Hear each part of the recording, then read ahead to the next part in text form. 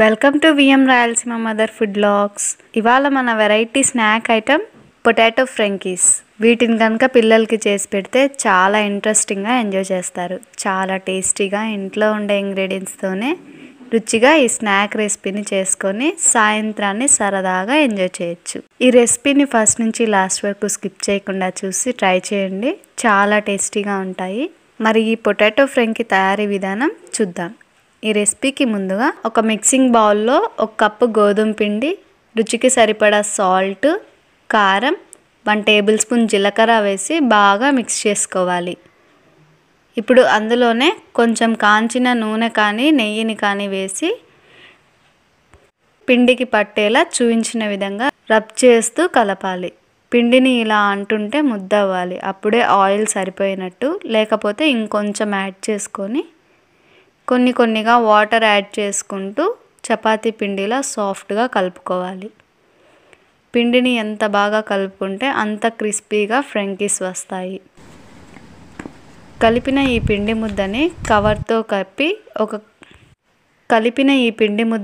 ఒక కవర్తో కప్పి ఒక 10 మినిట్స్ నాననివ్వాలి. ఈలోపు ఇందులోకి స్టఫింగ్ తయారు చేసుకుందాం.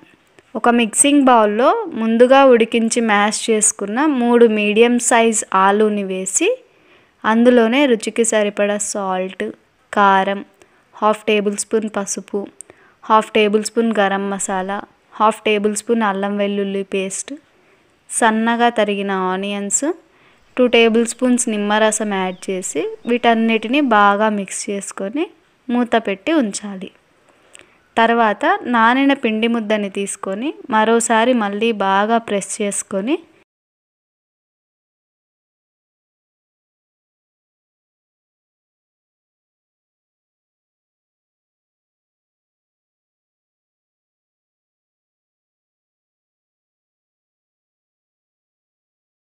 ఇప్పుడు వీటిలో ఒక పిండి ఉండని తీసుకొని ఇలా రౌండ్గా ప్రెస్ చేసుకొని పొడి పిండిని చల్లుకుంటూ రౌండ్గా చూపించిన విధంగా రోల్ చేసుకోవాలి.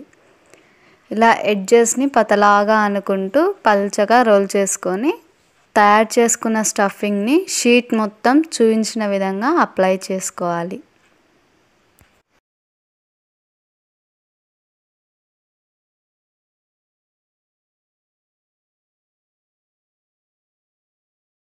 తర్వాత దీన్ని గట్టిగా లాగుతూ చూపించిన విధంగా ఫోల్డ్ చేసుకోవాలి. ఇలా ఫోల్డ్ చేసుకున్న దాన్ని 2 సైడ్స్ ఎడ్జెస్ లేయర్ ఈక్వల్గా వచ్చేటట్టు కట్ చేసుకొని ఇలా చూపించిన సైజులో ఒక్కో దాన్ని కట్ చేసుకొని ఓవెల్ షేప్లోకి ప్రెస్ చేసుకొని పొడి పిండిని చల్లి ప్లేట్లో అరేంజ్ చేసి క్లాత్తో కానీ మరో ప్లేట్తో కానీ కప్పి ఉంచాలి. ఇలా పొడి పిండిని చల్లుకుంటే పీసెస్ ప్లేట్కి అంటుకోకుండా ఉంటాయి. సేమ్ ప్రాసెస్లో చూపించిన విధంగా రిమైనింగ్ పిండి మొత్తం రోల్ చేసి స్టఫ్ చేసి ప్లేట్లో అరేంజ్ చేసుకోవాలి. తర్వాత డీప్ ఫ్రైకి సరిపడా ఆయిల్ పెట్టి ఆయిల్ బాగా హీట్ అయ్యాక తయారు చేసుకున్న పీసెస్ ఒక్కొక్కటి వేసి కదపకుండా డీప్ ఫ్రై చేసుకోవాలి. కాసేపు ఆగి మరోవైపుకి తిప్పుకొని డీప్ ఫ్రై చేసుకోవాలి. ఇలా గోల్డెన్ కలర్లోకి వచ్చేంత వరకు 2 వైపులా తిప్పుకుంటూ డీప్ ఫ్రై చేసుకొని ఒక ప్లేట్లోకి ట్రాన్స్ఫర్ చేసి సర్వ్ చేసాము. ఈ పొటాటో ఫ్రెంకీస్ టమోటో కెచప్తో కానీ మయోనీస్తో కానీ సర్వ్ చేస్తే సూపర్ టేస్టీగా ఉంటాయి. మేమైతే టమోటో కెచప్తో సర్వ్ చేసాము. టేస్ట్ అయితే చాలా బాగుందండి. చూడండి, పైన క్రిస్పీగా లోపల సాఫ్ట్గా స్టఫింగ్ కూడా బాగా డీప్ ఫ్రై అయిపోయి సూపర్ టేస్టీగా ఉంది. ఇలా మేము చేసినట్టు ట్రై చేసి చూడండి.